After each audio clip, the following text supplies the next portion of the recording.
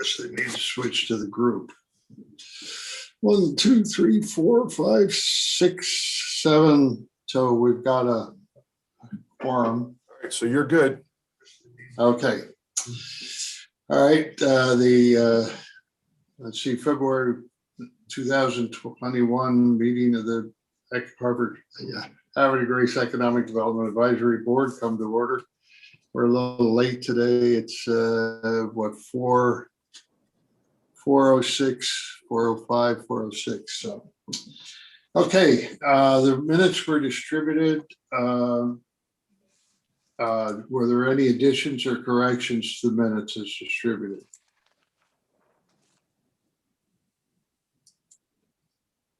If not, I'll move do I to hear a approve. I'll move to motion approve, to Warren. accept? I'll move to Okay, thank you. Second? Second. All right, all those in favor? Aye. Okay, anybody opposed?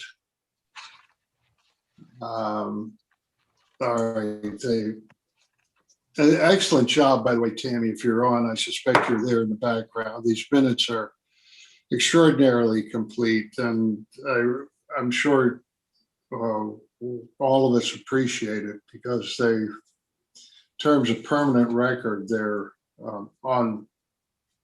they're just excellent. So, Agreed. all right. So, Erica, how are things in the world of economic development? Extraordinarily busy, which is a great thing. So I do have some good news to report to you. I don't have complete information on it yet, but I did receive an email from admin today in City Hall, and city buildings will be reopening to the public beginning March 1st. So City Hall will be opening to the public. How that is going to translate as far as the meeting of this board, whether that's going to be allowing us to meet in person, socially distanced, et cetera, I do not know at this time, but that is a step in the right direction. I certainly hope everybody has signed up for or started receiving their vaccinations if this is something that you so choose. But I think we're starting to turn a little bit of a corner, at least in seeing people signing up and following the social distancing guidelines and masking up. So I did get that information today, so I wanted to share it. We have distributed Relief Act information in e-blasts to a little over 800 individuals via email at this point.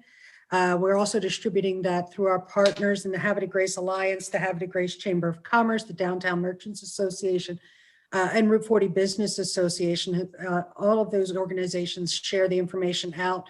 The idea is, even if we send it to someone 3 or 4 times, we at least know that they're receiving it so that they can make application. I included EDAB on one of those e-blast, blind copying you, so your information is not shared, of course, but that way you'll have the information and then also send it to you as a PDF just for ease. We've also distributed the State Restaurant Assistance Grant, and not to steal any thunder from Robert Andrews if he logs on, but that is due on the 19th at 5 p.m. We've given it to every restaurant that we have, as well as our caterers, our brewers, food trucks, anybody that makes food for distribution. And anyone who has received, and I know Julie does yeoman's labor helping a lot of these businesses with them. So any of those businesses that may have received a message back that there was an error on their application, they would have until February 26th at 5 p.m. to make those corrections to that restaurant grant. And then real quickly, just news we can use. I'm sure you've all seen the Baltimore Sun's been acquired by nonprofit Tribune Publishing. That's going to include the local affiliates as well. How that's going to translate, whether that's going to be a print edition or stay in electronic, or if that's going to mean localized reporters, we don't know at this point. We have received requests for information and contact data by their officers at this point. for local government entities, which is something the Baltimore Sun hadn't done in about probably 8 or 9 years. So that was interesting, being an old newspaper and television reporter myself. So eligible Maryland Relief Act payments from the state of Maryland should start going out the end of this week, according to Fran Cho's office. They have processed 267,000 electronic payments, 149,000 paper checks. And this will be for all low-income Marylanders who filed for the Earned Income Tax Credit in 2019. So we've sent that information out as well. Governor Hogan did sign the sweeping $1 billion relief package. So we're going to see more of that coming through for credit on sales tax over the next 3 months. That information has also been distributed out to our downtown merchants, our merchants that are outside of the Washington Street, St. John area. And we try and put that information out to the businesses that have Havre de Grace addresses, but aren't necessarily within city limits of Havre de Grace. We feel they're part of Havre de Grace, they feel part of Havre de Grace, so we get that to them as well. We're also monitoring, and I would ask that that you as board members would monitor as well. There are 3 members of Howard County Council who have put in a Plastics Reduction Act at their county level. This would do away with all straws, stirs, certain condiment packs. The onus would be placed on the restaurant, the business, to do away with those.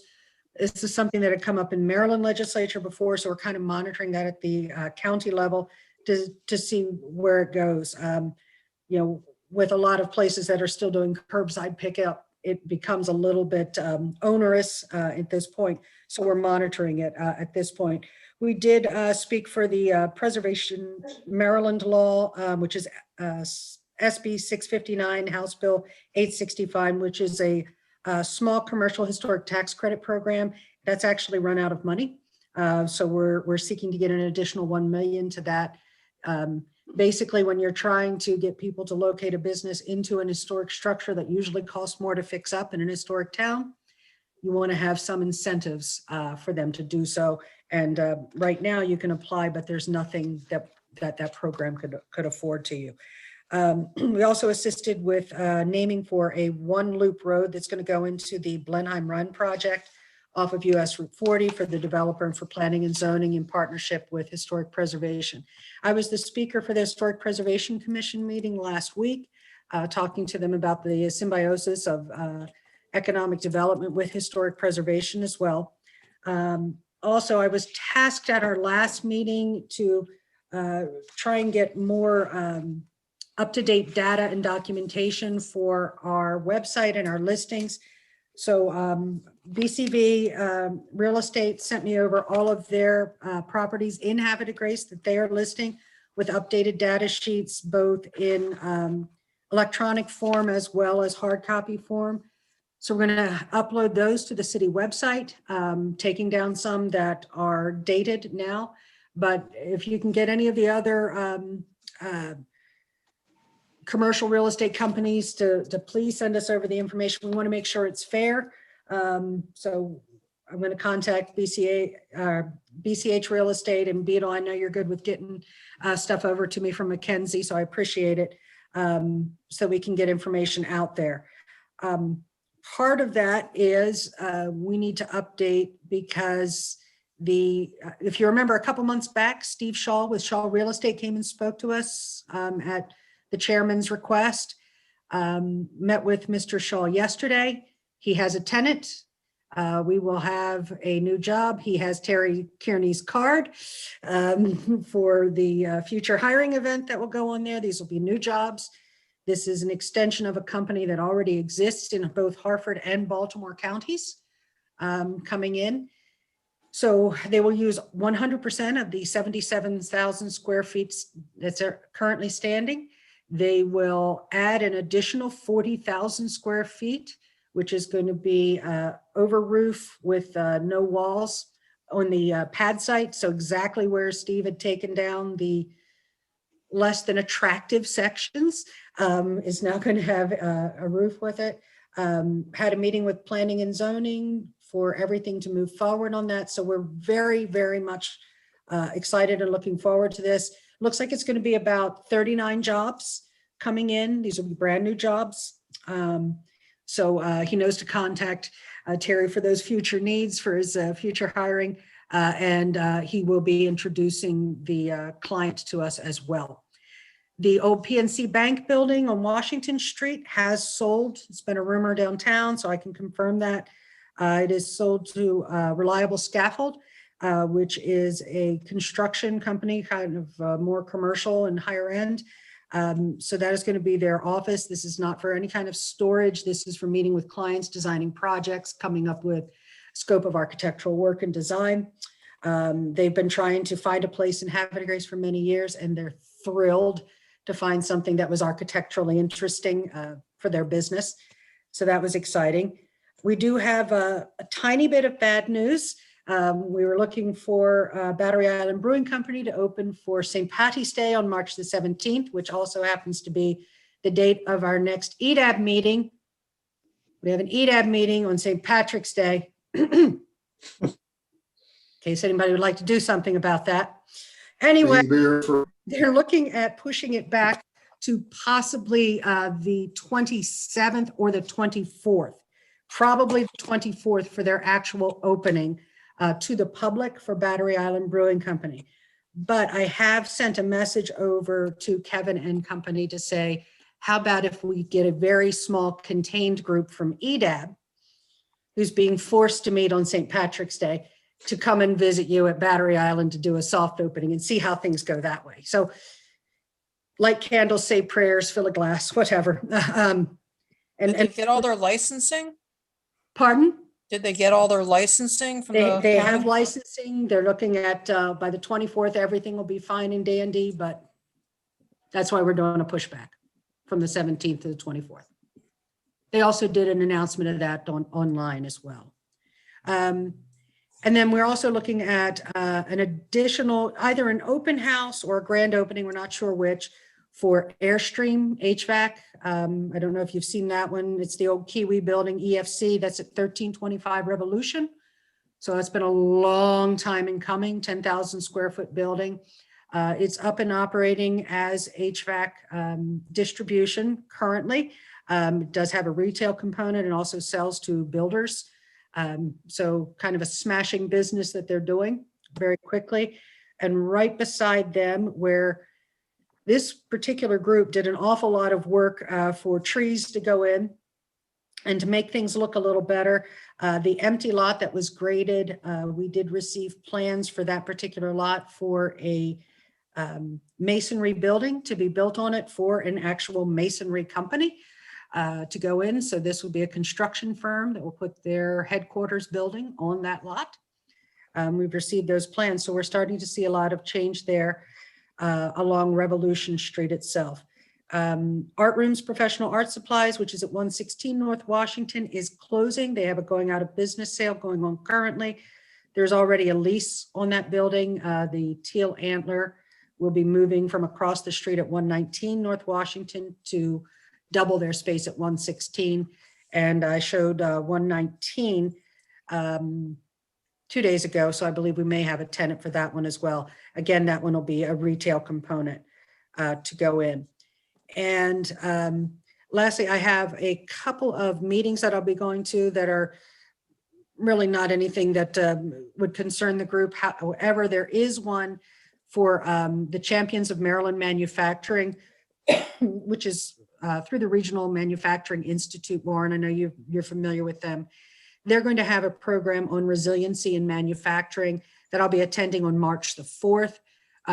One of the elements of that is putting together both organizations and businesses as well as government entities that have properties or have an ability to have a higher level of infrastructure than other places, and matching them up with manufacturers that are looking for a higher water usage, et cetera. So I've signed up to be part of that. All of these are virtual meetings. So it's kind of unusual. This normally would have been a 2-day conference. It's now 9:30 to 10:45 a.m. on that day. So you condense it quite a bit. But we will be attending that to try and get additional information and share it back. And then lastly, Havre de Grace will be participating in the Small Business and Minority Resource Fair that's done through Hartford Community College, the Hartford County Chamber of Commerce. We signed up for that one today. That's on February 26th from 9 a.m. to noon. So we'll be participating. Again, that will be a virtual one as well. That's what I have at the moment, sir. Great, great job. Glad to see Steve Shaw getting some movement. I now can return his father's phone call. Jason sent me an email moments ago telling me that he's sitting at the dentist with his son.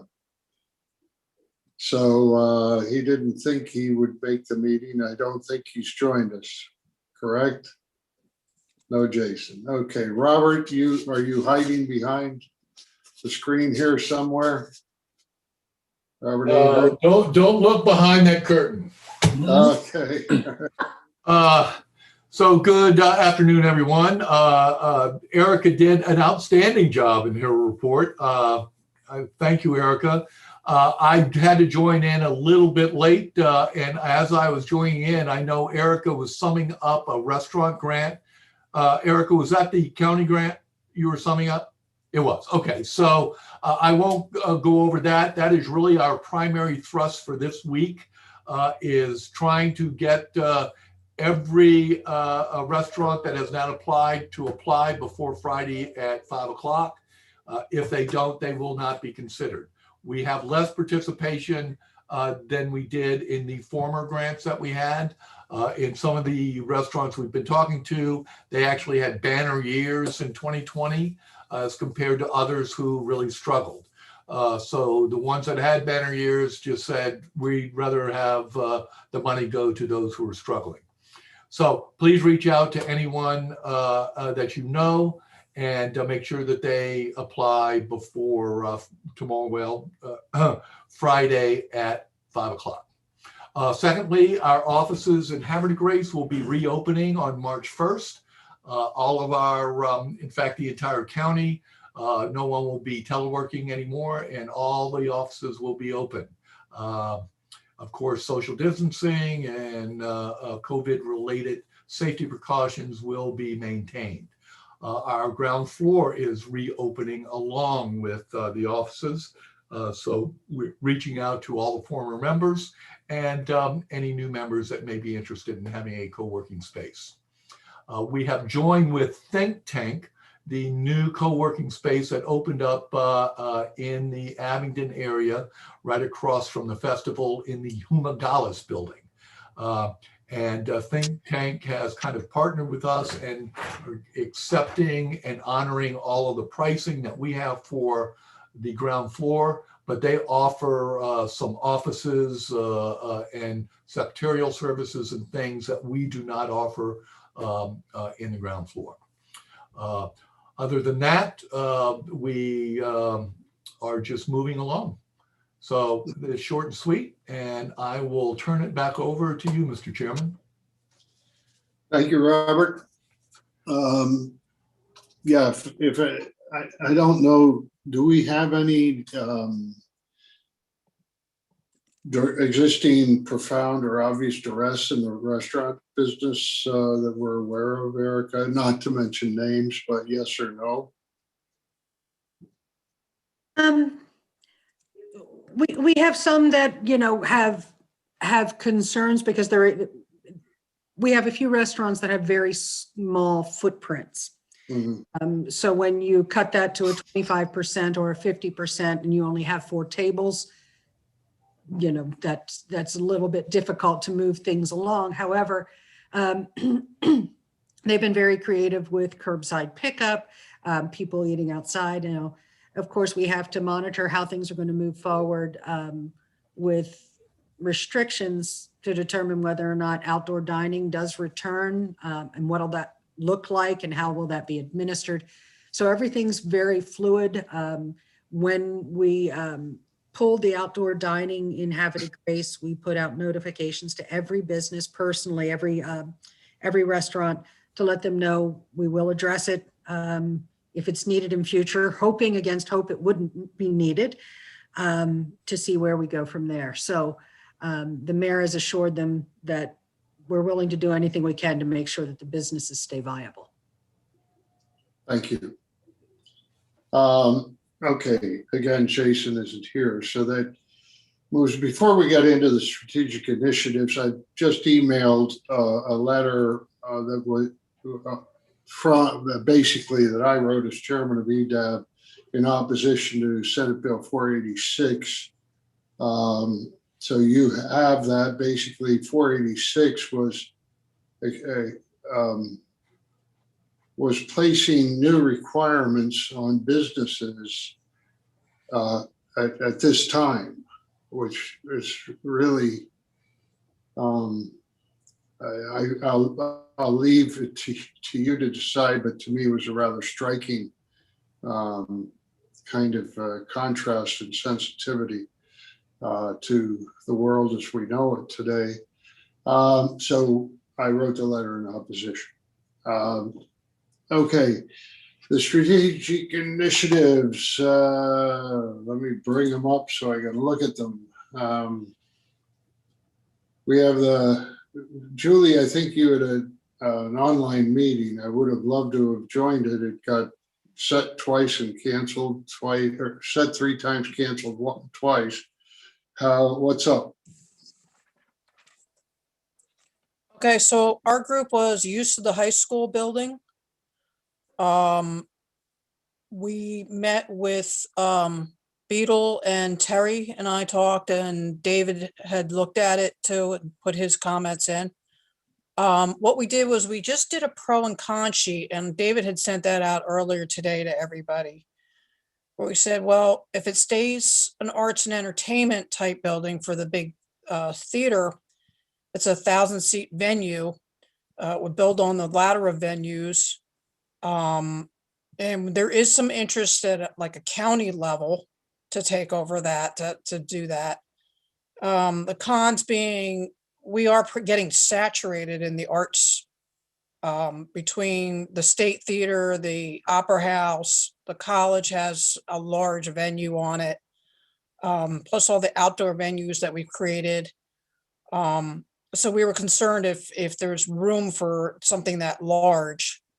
And we were also concerned whether the local arts groups would have the bandwidth to support something like that. On a long term, it's, you've got to replace all the equipment in it. They took all the equipment out and it is not ADA compliant. So we were concerned about how big a risk is it to bring on and try to do this. But there is some interest. It's outside, it is county level, so maybe we'll let them take the risk. We did feel there was a lot of need for sports. On a youth level, there is very little space for indoor sports, lacrosse, indoor soccer, basketball. There's very little space in town to do that. And as we get more and more families, we're going to need that space. That place has, 2 gyms plus the locker rooms and snack bar and all that kind of good stuff. So it could be fixed up pretty well to be a good space. And there are some private investment companies that would be interested. Beetle specifically said there's some private interest in doing that. And we thought that would actually be good. Also, an opportunity to have the YMCA come in. They've expressed interest in taking on a building. If we make them space, they'll happily come in, so we could meet with them at some point. Not sure you can split the sports and the auditorium side. If yes, we do need sports. We're not so sure about the art side, but not sure you could split it. We also talked about the business, and I know in earlier meetings we talked about letting Solvay expand into that space. And there might be some ties to our charter program in the high school if we did that, put in more of a technical type building. The team really thought there was a lot of extra space in the county, a lot of empty space, so they were somewhat concerned about creating more space. And the other thought we had was we went to the county and begged for this building, saying we definitely needed arts. So to go back now and knock it down and build a office building would be, you know, cause a little bit of disconcertion with credibility with the county if we went back and did that. So we just wanted to say, okay, what can this building be? And we said it's either arts, sports, or just make it a business thing. We've given the pros and cons, and we think that's pretty much what we can give. Excuse me, Jolie. This is Terry. I just wanted to add another thing we talked about was thinking along the sports line. We all know how in Harford County, you know, outdoor sports is really growing, especially at the above high school level, you know, like the Cedar Day complex, places like that. But we identified the fact that there's really no indoor sports arena here in Harford County. Closest one is like in Baltimore County. So anyway, you could have indoor sports like indoor soccer, indoor lacrosse for various ages. Have it as a place to have like events or parties, you know, like indoor birthday parties for soccer or lacrosse, or, you know, even expand it to other functions. But that was another thing that we thought about as far as a draw for Havre de Grace to be unique in having an indoor sports complex. Terry, let me just throw out there is one indoor sports complex that is used for soccer, lacrosse, and other events, and that is Harford Sports, which is in Forest Hill Industrial Park, next to Blue Dot Heating and Air HVAC company. So just FYI. Okay. There's thanks. also one in Edgewood. Oh yeah, the one in Edgewood, correct. One Bobby down by the Home McAvan. Depot down there. Yeah, the one Bobby McAvan owns. Julie, how many square feet is that Good here? to know. Good to know. Hey, Paul, Julie, you're trying to get in here. Yeah. Paul plays pickleball. there you go, Warren. What I'm thinking is, can we put a retractable roof on that place? And make it an indoor and outdoor pickleball stadium? Think about it before you say no. How big is that entire building? I think Michael could lend us the money. I don't know. Sure he could. Yes. All right, so I'm but- going to throw this back that we think this task is as much as we can do, and this can be, we can clean up this final little page here and turn that into the city as complete. Isn't there's the Churchville complex, which is also indoor sports? Yes, no? Churchville Rec is a beautiful building for indoor sports. Right. And I'm gorgeous, just- gorgeous basketball courts, but if you have small children and you're trying to do the indoor soccer thing on the weekend, it's a struggle. Yeah. No, I was just clarifying because I thought that, and then you have, isn't there's a center in Edgewood as well, isn't there? Yes. Yes, we mentioned that. Yep. Okay, yeah, okay. I just was for clarification. Okay, thanks, Julie. Really well done. Excuse me, Okay, Warren. This is Yo, Terry again. I just want to say, in all seriousness, Paul has a good point. Pickleball is hot. oh. Seriously. believe me. Hey, I can tell you that up there at the Churchville facility, during the winter time and the fall, they have pickleball up there, and they have to cut off the registration. So many people sign up that not everybody who wants to play can become eligible to play. And also down there on the Eastern Shore in Ocean City, for example, they have indoor pickleball during the winter time, and you have to pay every time you show up. And that's like at capacity. I mean, I was down there a couple of times. They probably have 100 people there. You have 6 courts going nonstop all day long. So there's definitely an interest in it. You know, I don't know, you know, what the business analytics are, if it can make money or, you know, be self-sustaining or anything like that. But you know, We'll be happy to add pickleball to the summary sheet. it wouldn't be a exclusive, you know, wouldn't be enough to support a facility exclusively, but should be an offering, I think, that would definitely garner some interest. It's big up in Harford County. It's getting big everywhere. I know the ones by the playground down here, it was about 20 degrees and there were people Right. playing pickleball. Oh, yeah. So anyway, so this one's closed. Paul Sobis is probably Um, Anyway, yeah, I've got two neighbors, one on each side, Paul and Steve. They're playing pickleball every day and they're gone for about 4 hours every day. Yeah, I'm a little bit better. Guys are Steve. feasting. Okay, well done. The Bully Rock, well, just for clarification, it's not, the rumor I had heard was not Solvay, but Evonik Tech Center on that site. Am I wrong, or is it Solvay that we had heard a rumor might be interested in the tech? Just for It the doesn't matter, one of those, Okay, but it doesn't matter which one. okay. But like we said, there's a lot of space in town, so do we really want to create more? So, Yeah, understood. Okay, the repurposing Harvard Memorial Hospital. We have a House bill moving through, as you know, that we've supported to do Steve Johnson sponsoring to do a economic impact and reuse study on Harvard Memorial Hospital. That's very positive. I don't have any further word. I haven't actually talked to anybody at the city in a while. There was some indication that they were going to Upper Chesapeake was going to share the Cushman Wakefield study with the city. I don't know if that's occurred. Erica, have you heard anything on that? It has not occurred. Okay.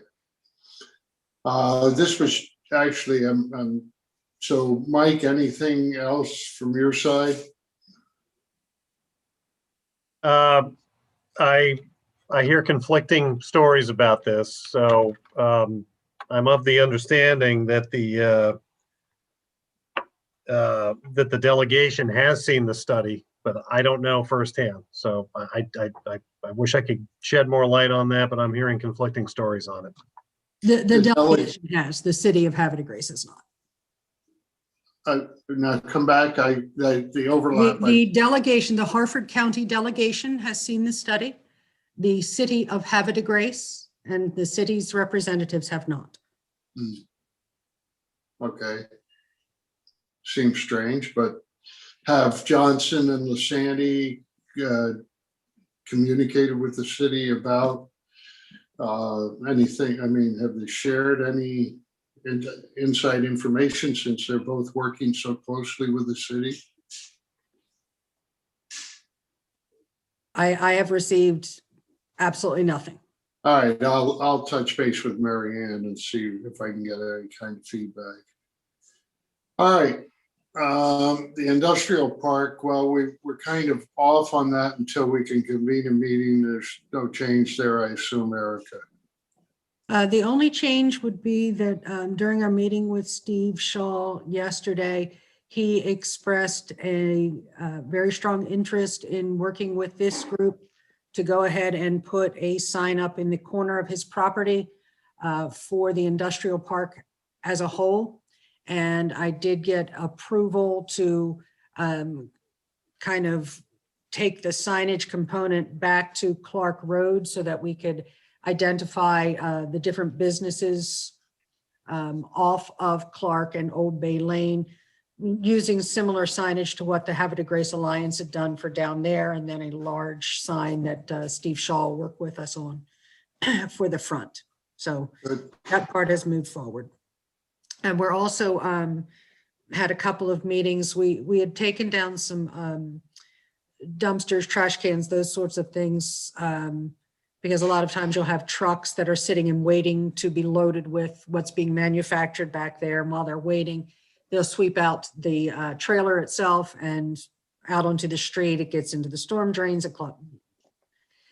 Long story short, so we've talked to a couple of the different businesses there. So just making additional FaceTime talks and doing the usual business of economic development in the city of Havre de Grace to work with the businesses is moving that forward. Okay, thank you. Good. Good progress. Now we have to go back to the design, or go back to, what do we want to do about the sign? Originally, that was Paul, Julie, me, anybody else, we can get, but since Paul, you've shaken loose from the marina. Yes.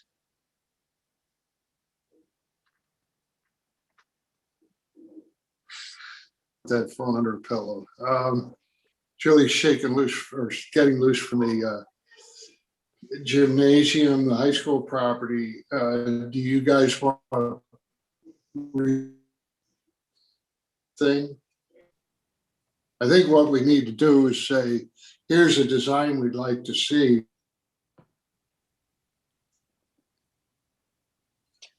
Well, Grim with it, and then see what we can do about the possibility of getting some funding for it.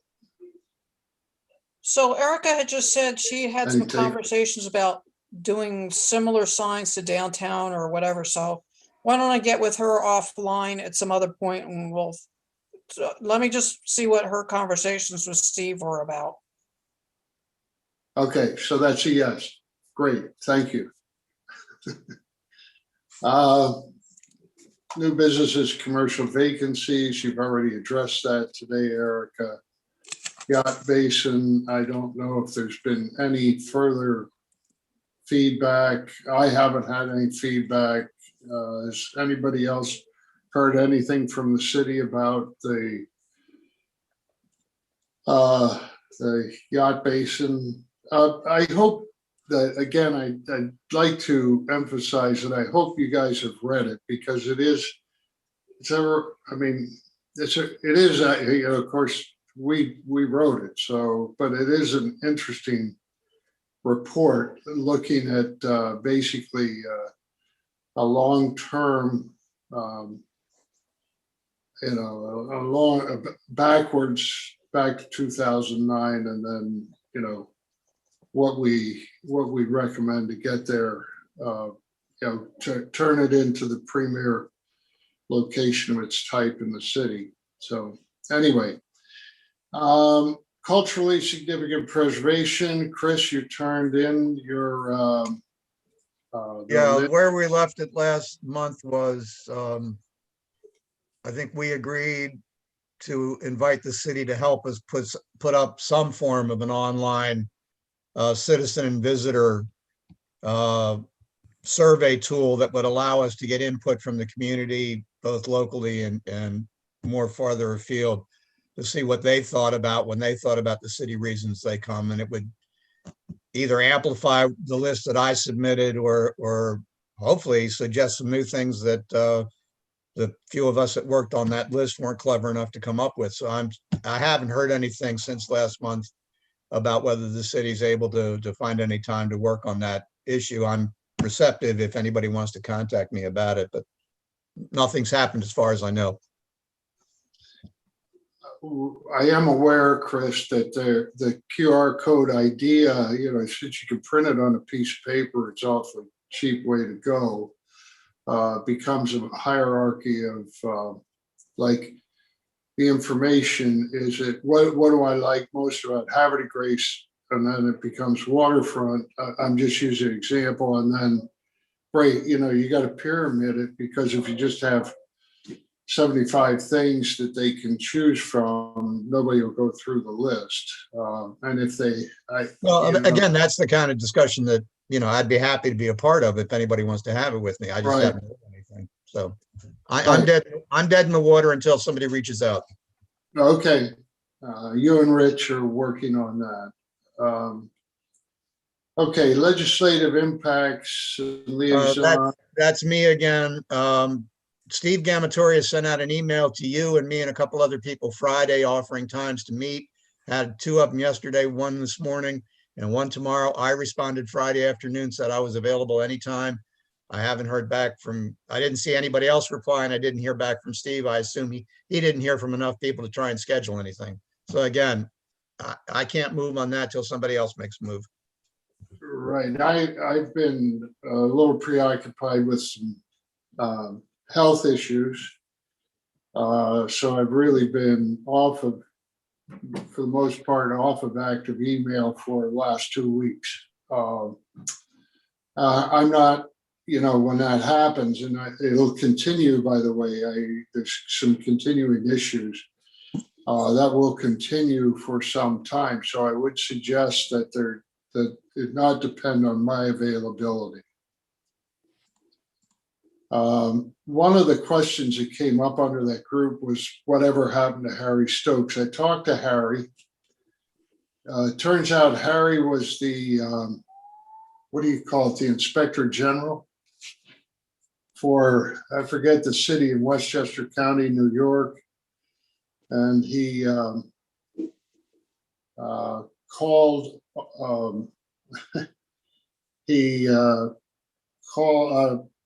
called to account the city council president, became a 2-year war.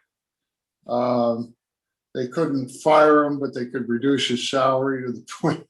So he sent that whole news story to me, and it's kind of an interesting, and that's given him some concern about serving city government. So that's a conversation that continues. I placed a call to him in reaction to what he sent to me. That's about a week ago, maybe more. It's been a blur for a while, and I'll continue to try and follow up. Measuring for success. Well, that's Mike, David, and me working with Erica. I guess at some point in the not too distant future, we really ought to sit down and say, okay, what are the metrics? What are the individual metrics? And then how do we rank them over, and begin the process at least of having a discussion. Mike, anything to add to that? I don't, Warren. Yeah, the three of us need to get together and start putting those standards together here. There's been a lot of progress made in a couple of these, so. Yeah. 4 of us, actually. Yeah, I think the 3 of us, the 4 of us, but okay. All right, thanks everyone for the making good progress. It looks like we will have done a lot by the time by next spring. So that's really terrific. Chris, do you want me to go to Gamatoria and say that it should go on without, I kind of thought I was copied. And I haven't really been able to focus very well. I was in the hospital the week before last. Yeah, okay. I'm sorry. I didn't know about your health issues. Yeah. The way I understood it was you left it that you were going to reach out to Steve and he'd set up the meeting. So he didn't respond when he didn't get full participation. If you want him to deal directly with me, that's fine. Just let him know. And he and I can set something, he and I can set something up. Okay. I do think it's, a really critical issue, and we somehow Economic Development Advisory Board as an organization might intervene, for example, by inviting, the delegation or, whatever, but that's, I'll get to Steve and let him know that for the moment, he shouldn't count on my availability would be uncertain. I would participate if I could. Okay. Is there anything else under old business, new business? What do you got going, Terry, with the workforce? This is usually you and Julie time. Anything going on? Oh, certainly. First off, I want to thank Erica for distributing our information about our upcoming job fair. We're partnering with the Department of Labor, and we're having a virtual hiring event next Thursday, in fact, from 10 a.m. to 11:30. We're having 10 employers this time. It's a little bit larger than the last one. And then we continue to circulate and update our hot jobs listing every Thursday morning. And we've added another component to that, and it's summer employment for youth.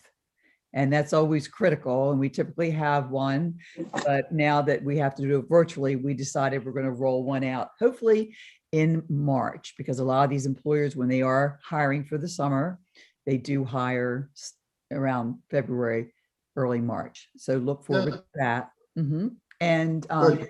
like Robert said, with the Swan Creek OCED location opening up on March the 1st, we will have some of our staff working there as well. We won't be able to let the job seekers come in, but our staff will be working there. They have been working remotely up until now, and we look forward to those expanded opportunities.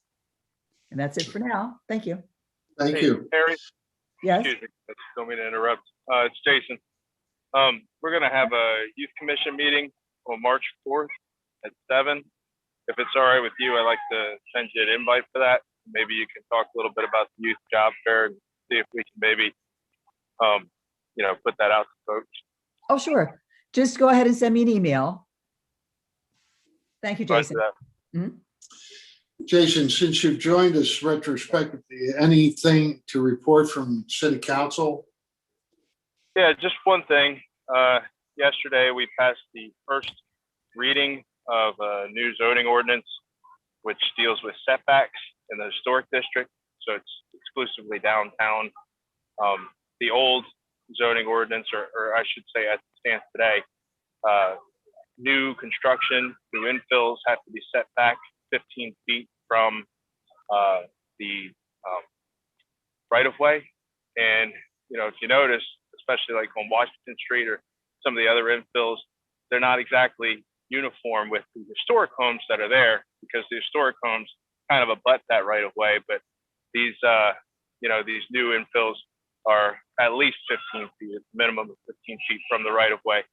So what this new zoning legislation does is it moves that minimum 15 feet from the right-of-way to a maximum of 5 feet, which brings the prospective home pretty much right up to that line. And that'll help keep the uniformity and historic nature of the historic homes. Also, secondarily, front-facing garages, so garages that would be right on the street, are not permitted on certain streets that meet that National Historic designation. So the idea and the intent is just to kind of keep some of the charm of our downtown historic homes and neighborhoods, while also encouraging infill development. This came through the Havre de Grace Historic Preservation Commission, and they were very much on board with it. And that's all I got to report. The public hearing will be the first council meeting in March, so March 1st. Switching hats to the Planning Commission, Jason, I know that this issue comes up with us frequently, and we inevitably approve a setback that matches the neighborhood, the adjacent properties, which often is not that well. We're often approving exceptions to the 15-foot setback. So understood, and it's good to get it codified. Jason, you heard the report that, or I don't know if you did, were you on to hear the part that the Cushman Wakefield report has been shared with the delegation, but not with the city? Yes, I was part of that conversation. Yeah, I haven't seen the report. I've only seen some bullet points, and this is going back a few months ago. You have to forgive me. I don't remember everything that was included in that, but I do know that one of the primary use of that lot had been considered mixed use, so retail and residential.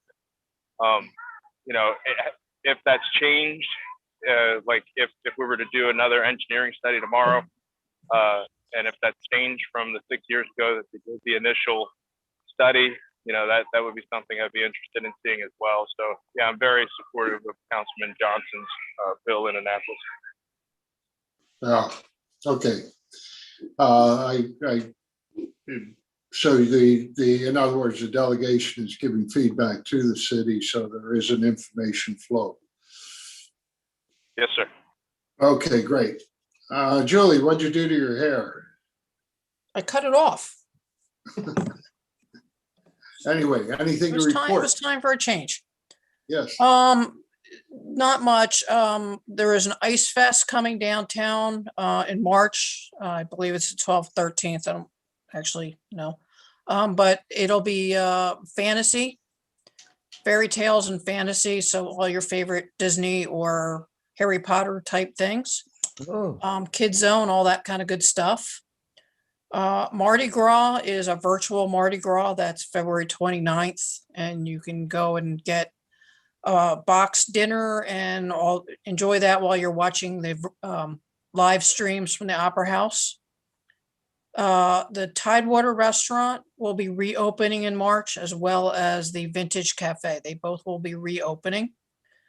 And if you haven't tried Water Street seafood yet, that is also very good. Their crab cakes are really good. And they seem to be rocking right now, so good for them. Yeah. I want to interject just 1 second, Julie. The Masquerade is the 27th, not the 29th. And if you want to purchase tickets for the meals being prepared by Chef Mac at the American Legion, you have to go online to the HDG Arts Collective website. That's hdgartscollective.org in order to order them. And you have to have those orders submitted by the 20th. So that's coming up. Okay, thank you for the update. Thank you. I And don't that's think all I we- had. All right, thank you. Anything from anybody else? Hey, Warren, just Yo, real quick, I was downtown and I walked past the new Abbey Bistro building, and I had my nose smashed up against the window looking in there, and a guy came out and I asked him, when are you going to be done? He said, in about another month. So that's pretty neat. If they're able to open up around that time, that's pretty close to when Erica said that the Battery Island place is going to open. And gosh, with this new Water Street restaurant opening up, there's some neat things happening, and it might be real nice late spring, summertime down there. A lot of stuff going on, and a lot of new stuff from a restaurant standpoint anyway. Also, about the Marina Commission and the Yacht Basin study. No word from anybody on that. If you all get a chance, please take a look at that report we put together. Once you get past all the typos and grammatical errors, it's a real masterpiece. So please take a look at it when you get a chance, and appreciate any help or anything you guys can give us with that. Thanks. what grammatic errors? What did you make? No, I don't know. I think we got them all corrected. Anyway, okay, anything from anybody else? Thank you, Paul. Yep. All right. If that's it, if there's no other old business, new business, come before the group. Thanks for everything, and keep focused on those initiatives. And if there's anything new that anybody wants to undertake, throw it out there, and we'll try and put manpower behind it. All right. Thanks, everyone. Do I hear a motion for adjournment? So moved. And a second? I second. Okay. Those in favor? Aye. Aye. Opposed? Aye. Okay. Thanks, everybody. Have a great month. Have a good day. Everybody. Bye, everyone.